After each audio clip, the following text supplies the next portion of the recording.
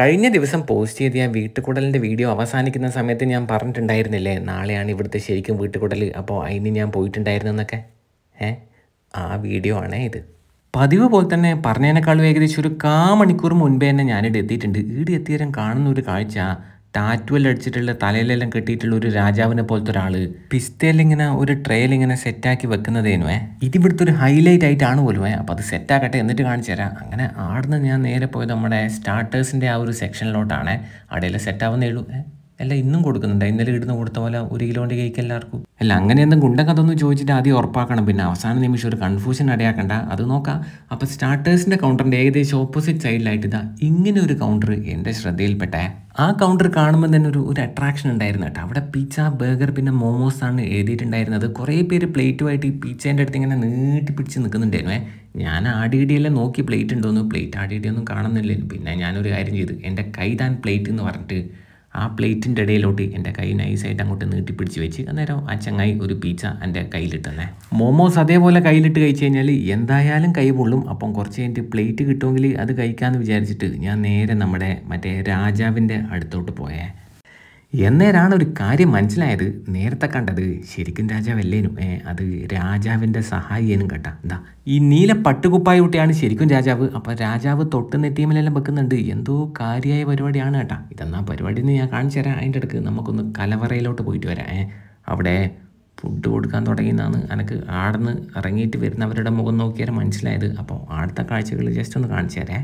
അതിൻ്റെ ഇടയ്ക്ക് ഈ വീടിൻ്റെ ഡീറ്റെയിൽഡ് ആയിട്ടുള്ള വീഡിയോ കാണാത്തവരുണ്ടെങ്കിൽ എൻ്റെ ഇതിന് മുൻപിലത്തെ വീഡിയോ ഒന്ന് നോക്കിയാൽ മതി. ഏകദേശം 13-14 കോടി രൂപ ചിലവാക്കി ഉണ്ടാക്കിയ വീടാണ് കേട്ടോ ഇത്. അപ്പോൾ നമുക്ക് എന്തായാലും നമ്മുടെ പരിപാടിയിലോട്ടേക്ക് തന്നെ അങ്ങോട്ടേക്ക് കിടക്കാം. ഈ ചുവന്ന ഈ വലിയ കൂടാരം പോലത്തെ ഈ പന്തലിൻ്റെ അകത്താണ് ഫുഡിൻ്റെ പരിപാടി സെറ്റാക്കിയിട്ടുള്ളത്. ഇതിൻ്റെ അകത്ത് ഇത് 2ആയിട്ട് പാർട്ടീഷൻ ചെയ്തിട്ടുണ്ട്. ഈ സെക്ഷൻ വെജാണ്, ഇതിൻ്റെ അപ്പുറത്താണ് നോൺ വെജ് വരുന്നത്. അപ്പം വെജ് സെക്ഷനിലാണ് ഡെസേർട്ടും കാര്യങ്ങളെല്ലാം സെറ്റാക്കിയിട്ടുള്ളത്.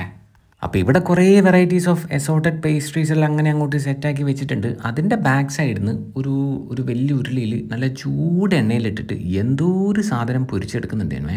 ഞാൻ ആദ്യം വിചാരിച്ചതെന്തോ നഗറ്റ്സോ അല്ലെങ്കിൽ ഫിഷ് ഫിംഗറോ അല്ല മറ്റേ ചിക്കൻ സ്ട്രിപ്സോ അങ്ങനെ എന്തോ സംഗതിയാണെന്ന്. പക്ഷേ ഡെസേർട്ട് സെക്ഷനിൽ വെച്ചിട്ട് അത് പൊരിക്കേണ്ട ആവശ്യമില്ലല്ലോ. അങ്ങനെ ഞാൻ ആ പൊരിക്കുന്ന ആളോട് പോയിട്ട് ചോദിച്ചു ഇതെന്താ സാധനം എന്ന്. അപ്പോൾ അവരെന്നോട് പറഞ്ഞ് ഇത് ഫ്രൈഡ് ഐസ്ക്രീമാണെന്ന്.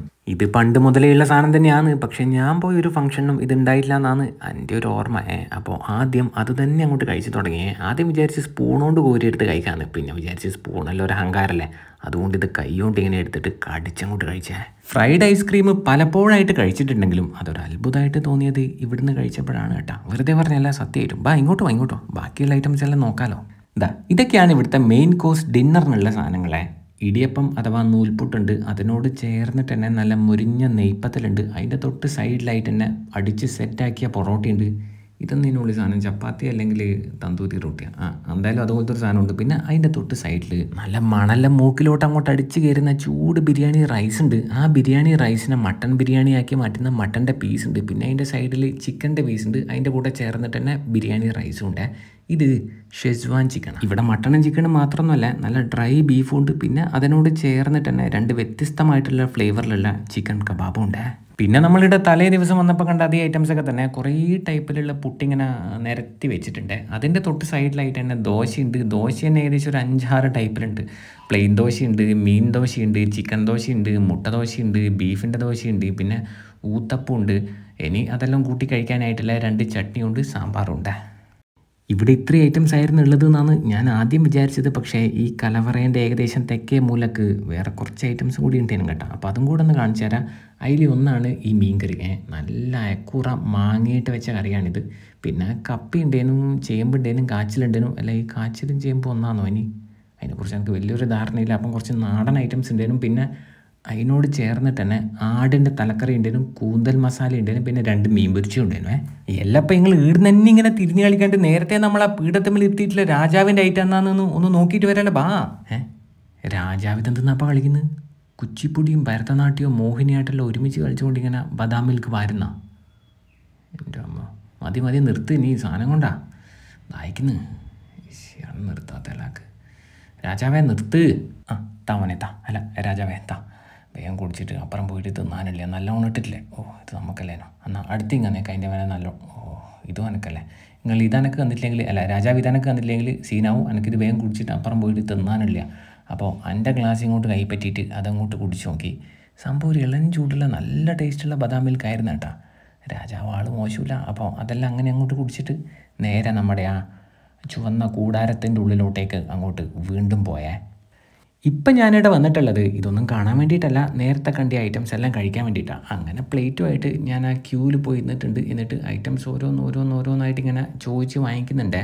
ഇപ്പം എൻ്റെ പ്ലേറ്റിലുള്ളത് ഇടിയപ്പമുണ്ട്, പിന്നെ ആ തന്തൂരി റൊട്ടി പോലത്തെ ചപ്പാത്തി ഉണ്ട്, പിന്നെ നെയ്പ്പത്തലുണ്ട്, ഷെസ്വാൻ ചിക്കൻ ഉണ്ട്, ചിക്കൻ കബാബ് ഉണ്ട്, മട്ടൻ കറി ഉണ്ട്, പിന്നെ ചിക്കൻ്റെ കബാബ് 2 ഫ്ലേവറുള്ളത് 2 വാങ്ങിച്ചിട്ടുണ്ട്. എന്നിട്ട് മൂന്നാമത്തെ ഒരെണ്ണം കൂടി ഉള്ളത് പിന്നെ ശ്രദ്ധയിൽപ്പെട്ടത്. അപ്പോൾ അതും കൂടെ അങ്ങോട്ട് വാങ്ങിച്ചു. പിന്നെ ബീഫും വാങ്ങിച്ചിട്ട് ആളില്ലാത്തൊരു മേശേൻ്റെ അവിടെ പോയി ഇങ്ങോട്ട് ഇരുന്നിട്ട് പതുക്കെ അങ്ങോട്ട് കഴിക്കാൻ തുടങ്ങിയേ.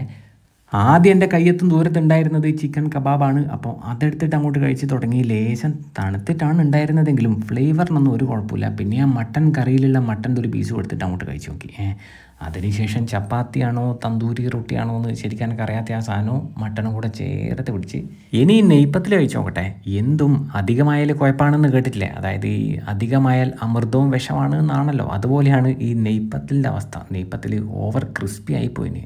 പിന്നെ എണ്ണയും കുറച്ച് നല്ലോണം കുടിച്ചിട്ടുണ്ടേനു. അതിന് ശേഷം അപ്പോൾ ആ നെയ്പ്പത്തിൽ കഴിച്ച് നോക്കിയ ശേഷം ആ സോഫ്റ്റ് ഇടിയപ്പോൾ മട്ടൻ്റെ കറിയും മട്ടൻ്റെ പീസും കൂടെ ചേർത്ത് അങ്ങോട്ട് കഴിച്ചേ. അതിൻ്റെ ഇടയ്ക്ക് ഒരു കുട്ടി വന്നിട്ട് എൻ്റെ പ്ലേറ്റെല്ലാം നോക്കിയിട്ട് പോകുന്നുണ്ടേനുവേ. എന്തിനാണെന്ന് അത്ര ആലോചിച്ചിട്ടും എനിക്ക് മനസ്സിലായില്ല. പിന്നെ കൂടുതൽ ആലോചിച്ച് തല ഉണ്ടാക്കാൻ നിന്നില്ല. എൻ്റെ കഴിപ്പ് ഞാനിങ്ങനെ തുടർന്നുകൊണ്ടേ ഇരുന്നേ. ഇടിയപ്പവും ഷെസ്വാൻ ചിക്കനും കൂടെ കൂട്ടി അങ്ങോട്ട് പിടിച്ച്. പിന്നെ അതിൻ്റെ ഇടയ്ക്ക് എന്നെ ഇവിടെ ഇൻവൈറ്റ് ചെയ്ത നളന്ദ ഇവൻറ്റ്സ് ആൻഡ് കേറ്ററേഴ്സിന് 1000 നന്ദി ഒരിക്കൽ കൂടെ ഞാൻ രേഖപ്പെടുത്തുന്നു. അപ്പോൾ അങ്ങനെ രണ്ടാമത്തെ പ്ലേറ്റുമായിട്ട് രണ്ടാമത്തെ റൗണ്ടിന് ഇറങ്ങിയിട്ടുണ്ട്. ഈ റൗണ്ടിൽ ലേശം ബിരിയാണി ആണ് കഴിക്കാൻ ഇപ്പം തീരുമാനിച്ചിട്ടുള്ളത്. അപ്പോൾ ഒരു മര്യാദേൻ്റെ പുറത്ത് കുറച്ച് മട്ടൺ എന്ന് പറഞ്ഞാലോ ആ ചങ്ങായി വളരെ കുറച്ച് മട്ടൺ മാത്രമേ വിളമ്പിയിട്ടുണ്ടായിരുന്നുള്ളൂ കേട്ടോ. അപ്പം ഞാൻ പറഞ്ഞു എനിക്ക് കുറച്ചും കൂടെ വേണമെന്ന്. അന്നേരം ചങ്ങായി കുറച്ചും കൂടെ വിളമ്പി. പിന്നെ ഒരു മീൻ പൊരിച്ച് എടുത്ത് പിന്നെ സലാഡും കുറച്ച് അച്ചാറും ആ പ്ലേറ്റിൻ്റെ സൈഡിൽ വിളമ്പിയിട്ട് നേരത്തെ ഇരുന്ന് അതേ മേശേൻ്റെ സൈഡിൽ പോയി ഇരുന്നിട്ട് ഞാൻ അങ്ങോട്ട് കഴിക്കാൻ തുടങ്ങിയേ. ആദ്യം സ്ഥിരം നമ്മൾ കഴിക്കാറുള്ള പോലെ തന്നെ ലേശം ബിരിയാണി റൈസ് മാത്രം കുഴച്ചിട്ട് അങ്ങോട്ട് കഴിച്ച് നോക്കിയേട്ടാ. അതിനുശേഷം ഈ മട്ടൻ്റെ പീസ് ഇങ്ങോട്ട് എടുത്തിട്ട് അത് ഈ ബിരിയാണി റൈസിലോട്ട് അങ്ങോട്ട് ലയിപ്പിച്ച് ചേർത്തിട്ട് ഇതാ ഇങ്ങനെ ഇങ്ങോട്ട് വാരിയെടുത്തേ. എന്നിട്ട് കണ്ണ് പൂട്ടിയിട്ട് അങ്ങോട്ട് കഴിച്ച് നോക്കി. തലേ ദിവസം ഞാൻ ഇവിടുന്ന് മട്ടൻ ബിരിയാണി കഴിച്ചിട്ടുണ്ടായിരുന്നല്ലോ. ആ ബിരിയാണി സത്യം പറഞ്ഞാൽ എനിക്കൊരു ആവറേജ് ആയിട്ടാണ് തോന്നിയത്. പക്ഷേ ഇത് നന്നായിട്ടുണ്ടായിരുന്നു. ആ മീൻ പൊരിച്ചതിന് എവിടേക്കോ ഒരു മുളകിൻ്റെ കുത്തലിങ്ങനെ വല്ലാതെ എടുത്ത് പിടിച്ച് നിൽക്കുന്നുണ്ടായിരുന്നു. അങ്ങനെ ആ രണ്ടാമത്തെ റൗണ്ട് വിജയകരമായിട്ട് പര്യവസാനിപ്പിച്ച ശേഷവും ഞാൻ മൂന്നാമത്തെ പ്ലേറ്റുമായിട്ട് മൂന്നാമത്തെ റൗണ്ടിന് ഇറങ്ങിയിട്ടുണ്ട്. പിന്നെ ഇത് ഇവൻറ്റ് മാനേജ്മെൻറ്റ് വിളിച്ചിട്ട് ഞാൻ പോയ പരിപാടി ആയതുകൊണ്ട് തന്നെ എനിക്കെത്ര പ്ലേറ്റ് എടുത്തു കഴിഞ്ഞാലും കുഴപ്പമില്ല. നിങ്ങളിനി വല്ല വിളിക്കാത്ത പരിപാടിക്കെല്ലാം പോകുന്നുണ്ടെങ്കിൽ പരമാവധി ഒരു പ്ലേറ്റ് തന്നെ കഴിക്കാൻ നോക്കുക കേട്ടോ. കാരണം ഇതുപോലത്തെ പരിപാടിക്കെല്ലാം ഓരോ പ്ലേറ്റിനാണ് ഇവർ ചാർജ് ചെയ്യുക, അതായത് ഇവൻറ്റ് മാനേജ്മെൻറ്റിൻ്റെ ആൾക്കാർ. അത് ഞാൻ ജസ്റ്റ് മുന്നേ ഒരു വീഡിയോ പറഞ്ഞിട്ടുണ്ട്, ഒന്നും കൂടെ ഒന്ന് പറഞ്ഞതേ ഉള്ളൂ. അപ്പോൾ ഈ റൗണ്ടിൽ ഞാനിപ്പോൾ എടുത്തിട്ടുള്ളത് കുറച്ച് ചിക്കൻ ബിരിയാണി ഉണ്ട്, പിന്നെ ആട്ടിൻ്റെ തലയുണ്ട്, പിന്നെ ഫിഷ് ദോശ ഉണ്ടേനു, പിന്നെ മാങ്ങയിട്ട് വെച്ച അയക്കൂറ കറിയും ഉണ്ടേനു. അപ്പം ദോശയും അയക്കൂറ കറിയും കൂടെ ചേർത്ത് അങ്ങോട്ട് കഴിച്ച് നോക്കി. അതിന് ശേഷം ആ ദോശയൊന്ന് തുറന്നു നോക്കിയാട്ടാ. മീൻ എന്ന് പറയുന്നത് വെറും വാഗ്ദാനം മാത്രമാണോ എന്ന് ഒന്ന് നോക്കാൻ വേണ്ടിയിട്ട്. പക്ഷേ അല്ല, മീനെല്ലാം അത്യാവശ്യം നന്നായിട്ടുണ്ടായിരുന്നു. അങ്ങനെ ആ ദോശേൻ്റെ ഒത്ത നടുവെന്ന് ചെറിയൊരു കഷ്ണിത ഇങ്ങനെ ഇങ്ങോട്ട് എടുത്തിട്ട് കണ്ണ് കൂട്ടിയിട്ട് തന്നെ അങ്ങോട്ട് ഒന്ന് കഴിച്ച് നോക്കി കളഞ്ഞ്. കണ്ണ് കൂട്ടിയാലേ ശരിക്കും ആ ഒരു ടേസ്റ്റ് കിട്ടുള്ളൂ. അതിന് ശേഷം നമ്മളെ ലഗോൺ ചിക്കൻ ബിരിയാണി ഉണ്ടല്ലോ, അതിൻ്റെ അകത്തുള്ള ഒരു ലെഗ് പീസ് ഉണ്ടായിരുന്നു. ആ ലഗോൺ ചിക്കൻ്റെ ലെഗ് പീസിന് ഒരു കഷ്ണം അങ്ങോട്ട് എടുത്തിട്ട് അതും ബിരിയാണിയും കൂടി ഇതാ ഒരുമിച്ച് ചേർത്തിട്ടും അങ്ങോട്ട് പിടിച്ച് നോക്കിയാൽ ബിരിയാണി എനിക്ക് തോന്നുന്നു മട്ടൺ ബിരിയാണി തന്നെയായിരുന്നു കുറച്ചും കൂടെ നല്ലത്. പിന്നെ ആ മട്ടൻ്റെ തലയും നല്ല ടേസ്റ്റ് ഉണ്ടായിരുന്നു. അങ്ങനെ നാലാമത്തെ പ്ലേറ്റുമായിട്ട് ഞാൻ നാലാമത്തെ റൗണ്ടിന് ഇറങ്ങിയിട്ടുണ്ട്. ഇത്തവണ ലൈറ്റായിട്ട് 2 കഷ്ണം പുട്ട് മാത്രമേ എടുക്കുന്നുള്ളൂ. ഒന്ന് ചോളത്തിൻ്റെ പുട്ടാണ്, മറ്റേത് റാഗി പുട്ടാണ്. അത് കൂട്ടി കഴിക്കാനായിട്ട് നേരത്തെ കണ്ട ആ മാങ്ങിയിട്ട് വെച്ച അയക്കൂറക്കറിയില്ലേ, അതന്നെയാണ് എടുത്തിട്ടുള്ളത്. പിന്നെ ലേശോ ആട്ടിൻ്റെ കറിയും കൂടെ ഞാനിപ്പം പോയിട്ട് വാങ്ങും. അത് കുറച്ച് കഴിയുമ്പോൾ എൻ്റെ പ്ലേറ്റിൽ നിങ്ങൾക്ക് കാണാൻ പറ്റും. അപ്പോൾ നമ്മളെ റാഗി പുട്ടും അയക്കൂറ കറിയും കൂടെ ചേർത്ത് ഒത്തങ്ങോട്ട് പിടിച്ച് നോക്കി.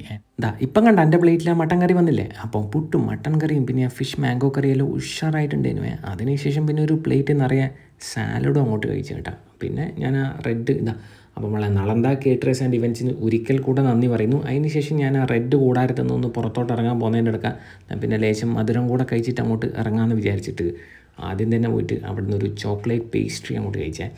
പിന്നെ മഫിൻസ് കണ്ട് അത് ഇങ്ങനെയാണ് കുറേ പേര് കഴിക്കുന്നത് ഇൻസ്റ്റാഗ്രാമിൽ കണ്ടിട്ടുണ്ടായിരുന്നത്. അപ്പം ഞാനും അങ്ങനെ ഒന്ന് കഴിച്ചു. ഏതായാലും നനഞ്ഞ് എന്നാൽ പിന്നെ ഇനി നല്ലോണം ഒന്ന് തേച്ച് കുളിച്ചിട്ട് കയറിയിട്ട് തോർത്താന്ന് വിചാരിച്ചിട്ട് ഞാൻ നേരെ വീണ്ടും പോയത് നമ്മുടെ ഫ്രൈഡ് ഐസ്ക്രീമിൻ്റെ കൗണ്ടറിലോട്ടായിരുന്നു. അവിടെ പോയിട്ട് 2 ഫ്രൈഡ് ഐസ്ക്രീം കഴിച്ച് അതിനുശേഷം നേരെ ഒരു ബൗളുമായിട്ട് പോയത് നമ്മുടെ ഗുലാബ് ജാമുൻ്റെ കൗണ്ടറിൽ. എന്നിട്ട് ആടുന്ന് 2 ഗുലാബ് ജാമുൻ എടുത്ത് അതൊരു ബൗളിലിട്ട് അതിനുശേഷം അതിൻ്റെ മേലെ ഒരു ഫ്രൈഡ് ഐസ്ക്രീമും കൂടെ വെച്ചിട്ട് എല്ലാം കൂടെ മിക്സ് ചെയ്തിട്ടും കോരി എടുത്തിട്ട് ഞാൻ അങ്ങോട്ട് കഴിച്ചതിനെ. പിന്നെ കുറച്ച് ഫ്രൂട്ട്സും കഴിച്ചു കേട്ടോ. താഴേന്ന് നല്ല പാട്ടും കച്ചേരിയും പരിപാടിയെല്ലാം നടക്കുന്നുണ്ട്. രാജാവ് ഇപ്പോൾ ഇവിടെ തന്നെ ഇങ്ങനെ ചിരിച്ചുകൊണ്ടിരിക്കുന്നുണ്ടാ. കറക്കെല്ലാം കഴിഞ്ഞല്ലേ, പക്ഷേ ഐറ്റം കഴിഞ്ഞില്ല. അതുകൊണ്ട് ലേശം ബദാം മിൽക്ക് ഞാനൊന്നും കൂടെ ഒന്ന് കുടിച്ചതിന് ശേഷം ചായ കൗണ്ടറിൽ പോയിട്ട് അവിടുന്ന് ഒരു വിത്തൗട്ട് കാപ്പി കൂടെ അങ്ങോട്ട് ട്രൈ ചെയ്തേ. എന്നിട്ട് ഇവിടുന്ന് തന്നെ കുറച്ച് നേരം ഒന്ന് തിരിഞ്ഞ് കഴിച്ച് നോക്കിയാട്ടോ. അഥവാ കേക്കാറ്റം കൊടുക്കുന്നുണ്ടെങ്കിൽ അതും കൂടെ വാങ്ങാമല്ലോ. കേക്കൊന്നുമില്ല. അങ്ങനെ കുറച്ച് നേരം പാട്ടെല്ലാം കേട്ടിട്ട് ഞാൻ നേരെ വീട്ടിലോട്ട് പോയി. അപ്പം ശരി.